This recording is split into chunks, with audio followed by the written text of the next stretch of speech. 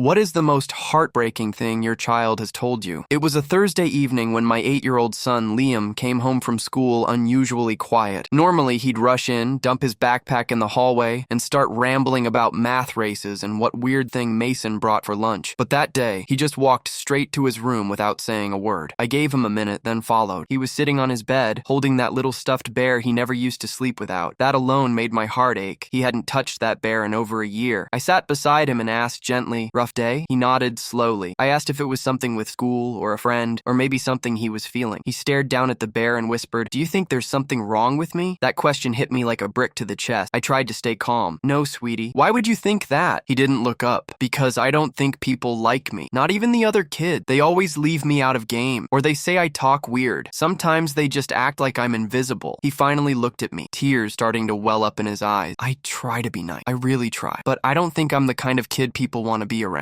I had no words at first. I just wrapped my arms around him and held him close because I could feel his whole body shaking. My Liam, who loved dinosaurs and made up songs about pancakes, who once cried when he stepped on a bug. How could anyone not see what I saw? But kids can be cruel, and the world can be crueler. That night, after he fell asleep beside me, I sat up in bed and cried silently into my hand. Not just because he felt rejected, but because he had been carrying that weight alone. He'd been wondering if something was wrong with him, and I hadn't even noticed. I kept thinking back to all the days he came home quiet, or the times he didn't want to go to birthday parties, and how I brushed it off as just being shy. The next day, I called his teacher and asked to come in. I sat down with her and told her exactly what he said to me. Her eyes softened. She admitted she had noticed he often played alone during recess, but hadn't thought much of it. "He's so sweet," she said, "just quiet." From then on, I made it my mission to make sure Liam never felt invisible again. I signed him up for a small art club where the kids were kind and the projects didn't involve competition. I encouraged his love for drawing and let him decorate our living room wall with his masterpieces. We started a little bedtime tradition where every night I told him one amazing thing about himself. Sometimes it was silly, like, "You give the best banana-shaped hugs." Other nights it was deep, like, "You always notice when someone's sad and that makes you a superhero." It didn't fix everything overnight, but the more I told him who he was, the more he started to believe it. Slowly, his spark came back. His drawings turned from dark, lonely pictures to bright ones with dragons and stars. He began humming again when he brushed his teeth. And one day I peeked outside during recess pickup and saw him sitting with another boy on the bench, both laughing over something on a lunch napkin. One night, a few months later, just before falling asleep, he whispered, "I don't feel invisible anymore, Mom." I turned away quickly so he wouldn't see me cry. I kissed his forehead and said, "That's because you were never invisible. You just needed the world to look closer." But I'll never forget the way he looked at me that night. I'll never forget his little voice asking me if he was broken. And I'll spend the rest of my life making sure he knows the truth. He was never broken. The world just didn't know how to hold something that rare and gentle.